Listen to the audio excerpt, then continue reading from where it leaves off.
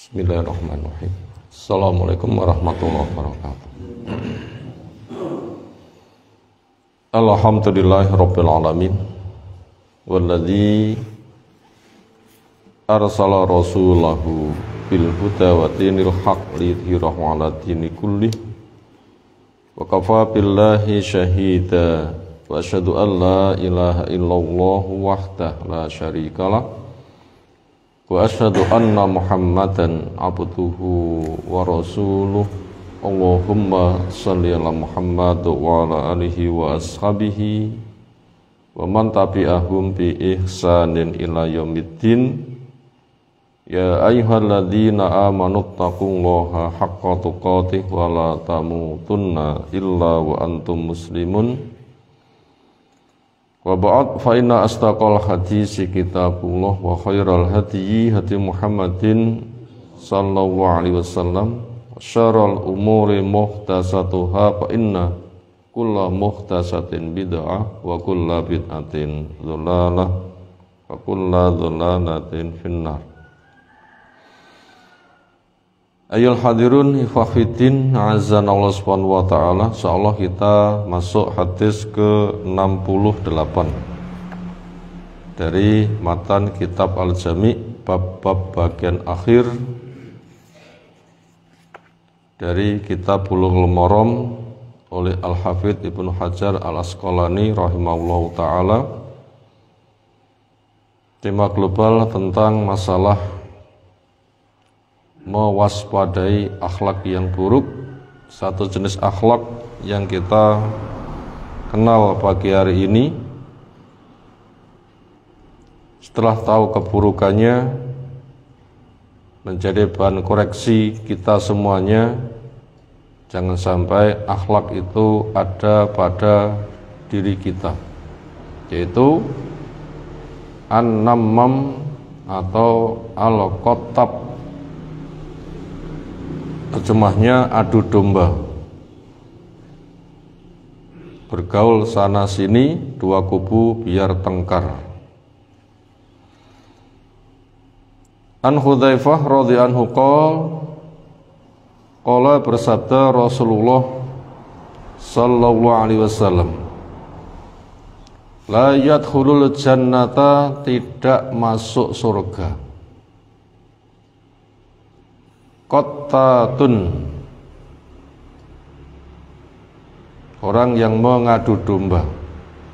Muttafaqun alaih, disepakati atasnya oleh Imam Bukhari, oleh Imam Muslim. Semoga Allah Ta'ala merahmati pada keduanya. Pelajaran yang bisa kita ambil dari hadis di atas, yang pertama, kita akan mengenal apa arti nammam atau qattat, yang terjemahnya adalah adu domba. Itu yang terkenal di masyarakat kita. Antara nammam dan qattat ini merupakan sinonim, muradif. Beberapa kata lafadznya beda tetapi artinya sama. Persamaan kata, semisal pria, laki-laki, lafadznya beda tapi nanti bentuknya sama. Perempuan, wanita, dalan, lurung, dan senada seperti itu. Yaitu ketika didefinisikan adalah naqlu kalamin nasi ba'dihim li ba'din lil ifsadi bainahum, menyampaikan ucapannya manusia dari sebagiannya untuk sebagian yang lain dalam rangka menimbulkan kerusakan yang ada di antara mereka. Kita ulang, naqlu kalamin nasi ba'dihim li ba'din lil ifsadi bainahum, menukilkan, menyampaikan ucapannya manusia dari sebagiannya untuk sebagian yang lain dalam rangka menimbulkan kerusakan yang ada di antara mereka. Berarti ada dua kubu, kubu A, kubu B. Dan ada seseorang bergaul dengan kubu A, tahu ceritane, lalu disampaikan kepada kubu B, tahu ceritane. Dari kubu B sampaikan kepada kubu A, sehingga antara A dan B nanti supaya bermusuhan. Artinya seperti itu. Itu tadi nomor satu bagian yang A artinya sinonim. Ada juga yang memperinci antara qatat dan namam itu ada sedikit berbeda.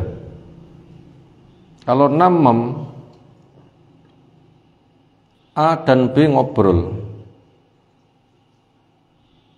sehingga dua orang itu tahu masing-masing. Lalu A atau B ketemu dengan C, menceritakan apa yang diobrolkan. Kemudian A dan C atau B dan C tadi ngobrol, tahu isinya, diceritakan kepada A atau B. Ujung-ujungnya diadu domba. Berarti berita yang disampaikan memang dia betul-betul tahu dan ngobrol bareng. Itu kalau namam. Kalau qatat, A mencuri berita B, setelah tahu disampaikan kepada C. A tahu cerita C dengan cara mencuri berita, kemudian disampaikan kepada B. Jadi tahunya berita itu hasil curian, bukan diobrolkan. Berarti nguping, menyadap berita orang lain, mencuri berita orang lain, rahasia orang lain, hasil curian diceritakan. Nah, kemudian ketika dua kubu masing-masing dapat cerita dari yang sana sini tadi, akhirnya juga timbul kerusakan, permusuhan. Atau mungkin juga ada yang ketiga, A punya masalah dengan B, lalu A itu cerita ke sana kemari supaya orang yang dapat cerita itu memusuhi B. Atau B punya masalah dengan A, B ini cerita sana sini sehingga orang yang dapat cerita itu nanti biar memusuhi A. Ujung-ujungnya tetap mengadu domba. Dan semuanya itu dalam rangka untuk merusak. Dan sekarang untuk melakukan hal seperti itu alatnya sangat banyak. Ada handphone, membuat tulisan, membuat berita, membuat status, lalu dia woro-woro, cerita, lalu orang dapat berita punya kesan, wah orang ini dizalimi. Biasanya itu mendolimi dia, sehingga nanti ikut membenci. Apalagi mereka akan berkomentar, sing komentarnya macem-macem, sehingga ujung-ujungnya juga sama. Makanya ngati-ngati orang menukilkan berita seperti itu.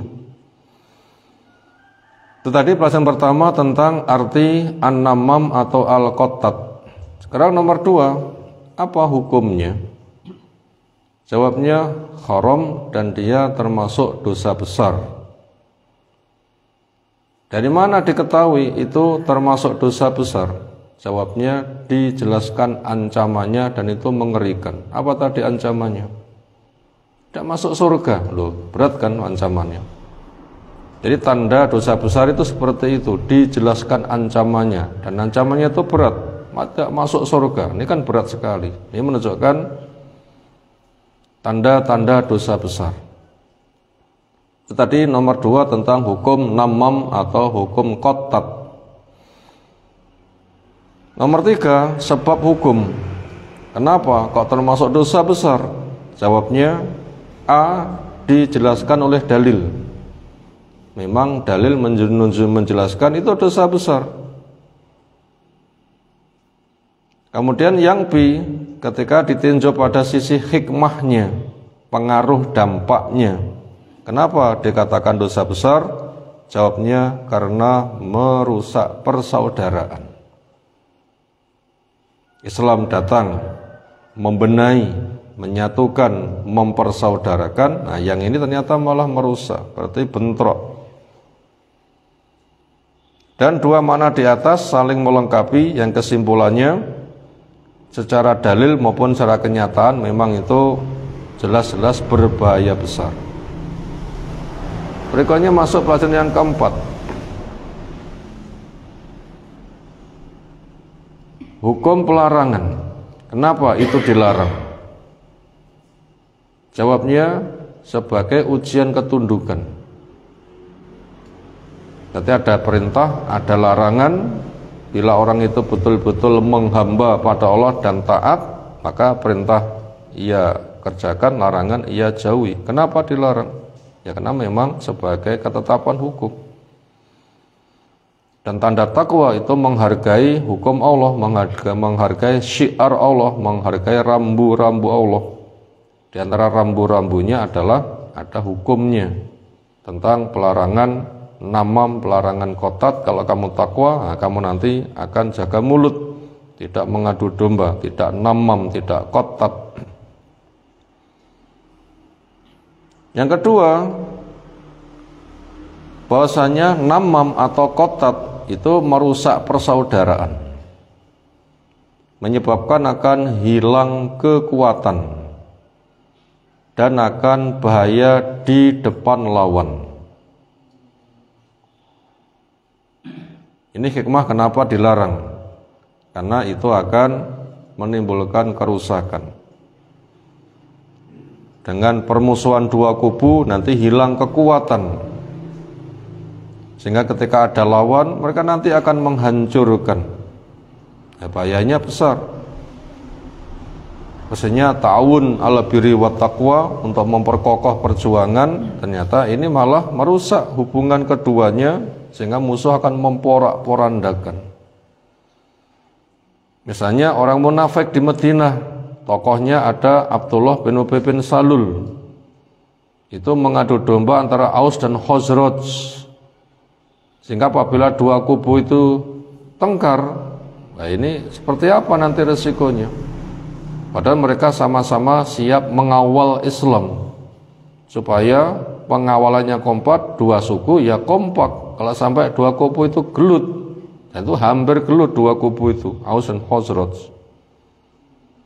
Nanti bagaimana kesetiaan mereka, janji mereka untuk mengawal Islam, mengawal Rasul, kalau mereka sendiri itu adalah bermusuhan dengan sesama, hancur kan? Ya itu bahayanya sangat mengerikan. Maka dengan demikian itu termasuk diantara dosa besar. Berikutnya terakhir yang kelima, makna tidak masuk surga.